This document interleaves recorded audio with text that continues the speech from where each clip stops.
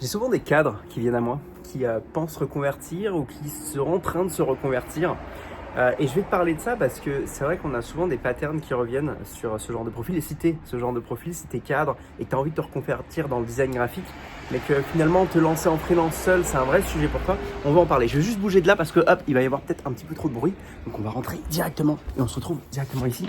Hop, pour parler de ça. Le problème des cadres, et je les ai vus souvent en appel, c'est que c'est des personnes qui arrivent à moi avec une posture très haute. Une posture en fait, c'est des gens qui ont déjà bien réussi. C'est-à-dire quand on arrive dans une boîte et qu'on finalement on finit cadre, en général, c'est un petit peu les plus beaux échelons qu'on puisse avoir. Après, il y a encore certainement des postes au-dessus, mais en général, quand on arrive là, il y a quand même une certaine réussite qui arrive ici.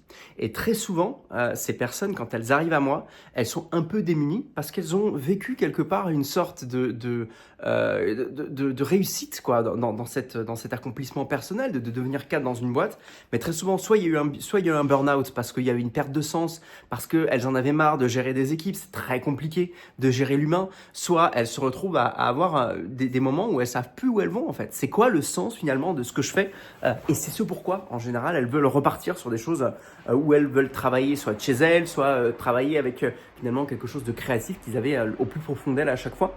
Et le seul truc c'est que là on se retrouve avec un profil, et tu vas peut-être te reconnaître dans ce profil-là, qui a eu une certaine réussite, ok, qui a toujours été porté par une boîte, ok.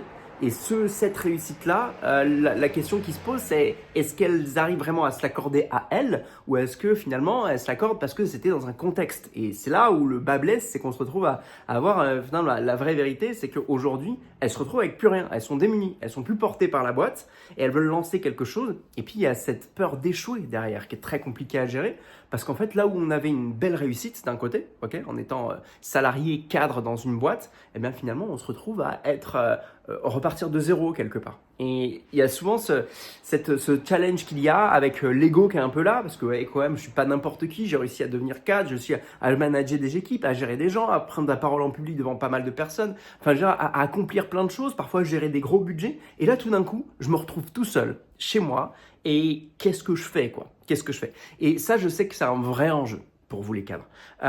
Maintenant, il y a un vrai sujet à travailler, c'est oui, on se retrouve à tout refaire, parce que vous ne savez pas gérer les ventes parce que quand vous étiez dans votre boîte, tout ce que vous faisiez, c'était amené par la boîte. Ok, ça arrivait à vous.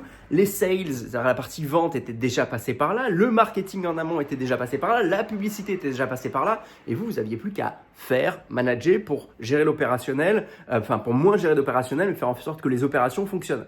Et là, vous vous retrouvez finalement à maintenant retrouver l'opérationnel que vous aviez peut-être eu au début de votre carrière, mais dans une approche où c'est vous qui faites. Et d'un côté, ça vous plaît parce que ça, c'est bien, vous voulez retrouver la dimension artistique que vous aviez toujours en vous et que vous aimeriez exploiter, etc. Et ça, c'est top. Le problème, c'est que pour 5% de dimension artistique, il y a 20, 30%, 40% de choses que vous ne maîtrisez pas encore. Comment faire du marketing pour faire venir des clients à vous, comment avoir un design mature, structuré que veulent potentiellement des boîtes qui sont prêtes à payer plusieurs milliers d'euros pour venir chez vous, comment gérer justement toute la partie publicitaire pour qu'il y ait du trafic et faire venir des leads, c'est-à-dire des personnes qui sont prêtes à aller un peu plus loin avec vous, etc., etc. Donc toutes ces choses-là, forcément, ça s'apprend et il faut repartir de zéro. Et je comprends ô combien c'est compliqué de se remettre dans un état d'apprentissage et d'être prêt à se faire coacher, ok, là où on était plutôt la personne qui coachait les autres. Et ce truc-là, je me mets à votre place, je sais combien c'est compliqué parce que j'ai eu plein de personnes à cette étape-là finalement dans nos appels.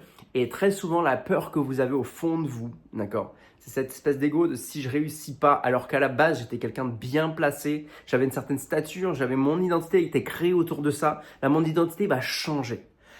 Là, ce que je vais te dire, si tu regardes cette vidéo et que tu te sens concerné, ok, par cette vidéo, accepte de changer ton identité. Ça ne veut pas dire redescendre, ça veut dire changer ton identité. Aujourd'hui, tu n'es plus le cadre, tu es l'entrepreneur. Et ce changement de posture de cadre à entrepreneur, ça n'a rien à voir, d'accord? C'est toi qui vas devoir remettre justement du cadre dans tout ça, mais pour toi-même. Et ça se fait et ça s'apprend, bien évidemment, nous c'est ce qu'on fait dans nos accompagnements, mais c'est le truc à garder, c'est ce changement d'identité qu'il va falloir opérer, d'accord, qu'il va falloir admettre. Et il n'y a pas de problème, tu as le droit de repartir à zéro Et en somme, tu repars pas à zéro, tu continues la route. Et c'est là où c'est très important. Là où vous avez l'impression de repartir à zéro, en fait, vous repartez pas à zéro. Vous continuez juste la route que vous avez commencé à tracer sur votre vie. Et ça, c'est ultra important. Ne revenez pas dans cet état d'esprit-là. Et oui, vous allez vous planter. Ah, je vous le dis, vous allez vous planter. Vous allez vous manger des portes. Vous allez vous manger plein de choses parce que vous n'êtes pas parfait. Personne n'est parfait. Je ne suis pas parfait. Ce que je fais avec mes élèves, c'est pas parfait. Rien n'est parfait. Mais il faut juste accepter que si votre intention est assez forte pour avancer, vous y arriverez. Si votre intention est assez forte pour y arriver et pour avancer, vous allez forcément y arriver.